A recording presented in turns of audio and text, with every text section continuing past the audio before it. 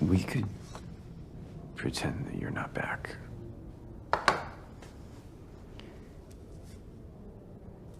We can't cancel again.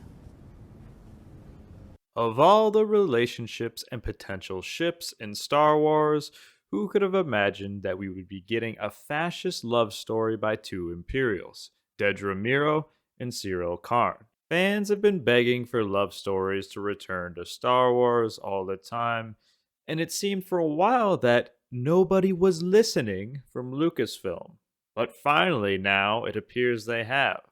Now, personally, I was a little surprised that they actually did it with Dedra and Syril, but it's not all that surprising. My friends over at Stay on Target have dubbed the ship Dedril and have been shipping them along with other fans during Andor Season 1.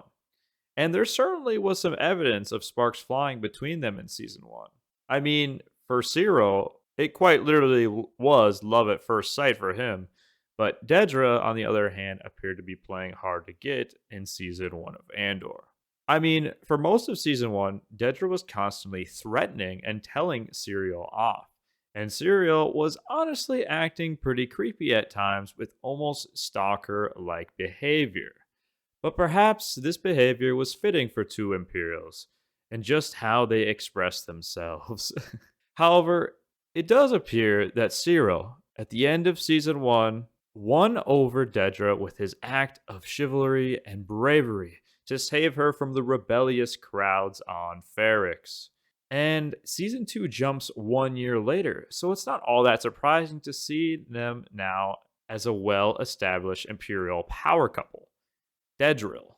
The first scene with both of them in Andor Season 2, Episode 2, is where it cuts to Dedra enjoying some dramatic music in her large apartment on Coruscant after she gets back from her Imperial business trip with director Krennic and company when Syril gets home, revealing that they both live there now and they're already pretty well accustomed to living with each other, it seems. They're discussing a stressful conversation. It appears when Syril insists on canceling these plans, this is where Dedra grabs him dominantly by the mouth and tells him that we can't. If it was not clear that they were together before that, that was the for sure moment for me personally when watching. A little bit of shock, but it makes sense. Later, it's revealed that they were talking about plans for Cyril's mother to come visit for dinner, as Dedra had not met Cyril's mom, Edie, yet.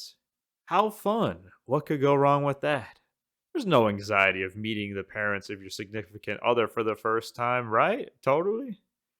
The next scene we get of them is in episode 3 where the two of them are preparing dinner and meticulously tidying up Dedra's apartment, awaiting Cyril's mom, Edie, to arrive. Might I add some fine knife skills by Chef Syril. Dedra is seen deciding between a variety of outfits to wear for the occasion, and we actually see her smile for what might be the first time ever in Andor. I didn't even know that was possible for her Imperial fascist character. Once they are set in their outfits, we see them nervously waiting for Edie's arrival. After brief introductions, Edie says to Dedra that she looks nothing like she expected.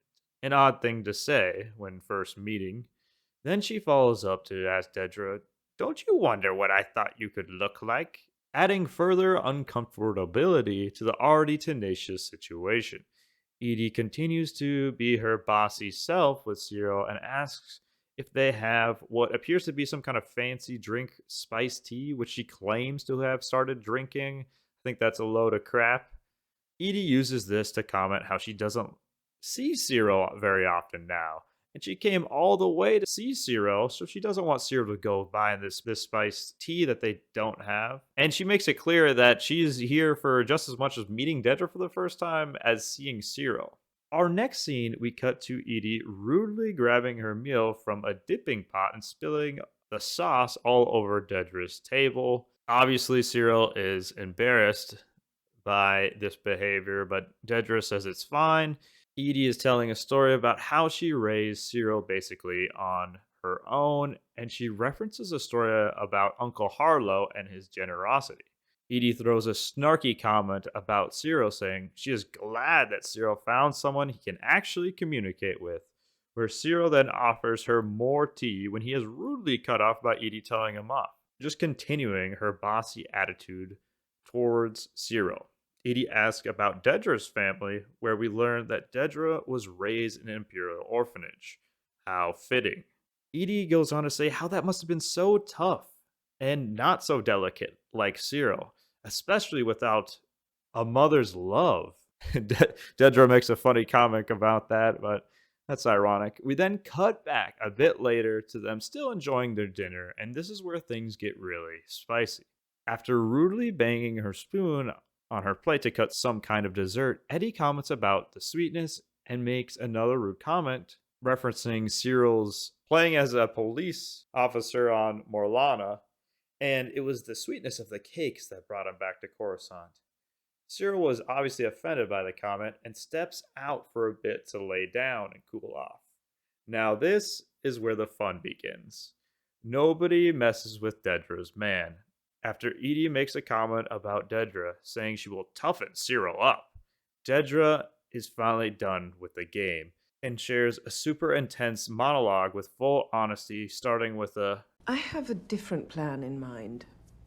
But when I say the word plan, that makes it sound optional, which is not the impression you should be taking away. and she basically goes on to tell her the real deal and establish that she is the head honcho around here and they are done with the games and the anxiety and Edie bossing Syril around that just causes the couple so much trouble, and that Dedra will allow a month, but only if Edie listens to Dedra's terms, including telling her to stop talking about Uncle Harlow, who she looked into ISB files regarding him to find out that he is actually a criminal. And yeah, don't be telling that story anymore.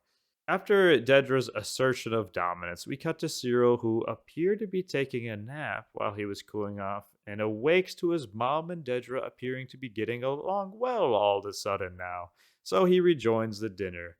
Everyone seems to be in good spirits now, and Edie is being nicer to Syril. Rather than belittling him, she is complimenting him. Dedra smugly asks if anyone wants more cakes and takes a final victorious sip from her mug.